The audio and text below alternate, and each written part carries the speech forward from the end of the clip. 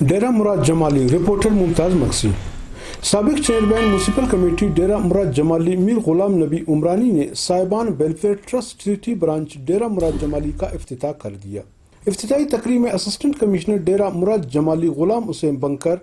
Administrator municipal committee محمد بچن لاشاری، تحصیلدار بہادر خان کوسہ کے علاوہ عوامی ترجمان نصیر آباد ٹیم کے رہنما ممتاز مکسی، ممتاز ڈوم مکی بلوچ، شہری ایکشن کمیٹی نصیر آباد کے چیئرمین حافظ سعید احمد بنگلزئی، حافظ بلال احمد بنگلزئی، سنی تحریک بلوچستان کے صوبائی رہنما مولانا نواب الدین ڈومکی، وڈیرہ عرض محمد جتک، رند قومی اتحاد نصیر آباد کے صدر منظور احمد مستوی، جنرل سیکرٹری بابو اصغر رند سمیت صاحبان ویلفیئر ٹرسٹ سٹی برانچ کے انچارج نعیم اصغر رند، منظور احمد قادری، غازی خان،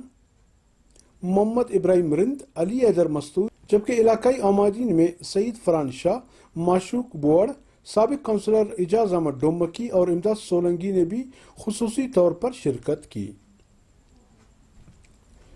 ٹرسٹ کی ایمبولینس کے ساتھ اجتماعی دعا بھی کی گئی۔ بعد ازاں ٹرسٹ کے انچارج نعیم احمد رند نے عوام الناس کو پیغام دیتے ہوئے کہا کہ کسی بھی وقت ایمرجنسی کی صورت میں ایمبولینس کے لیے آپ ہمارے ساتھ رابطہ کر سکتے ہو۔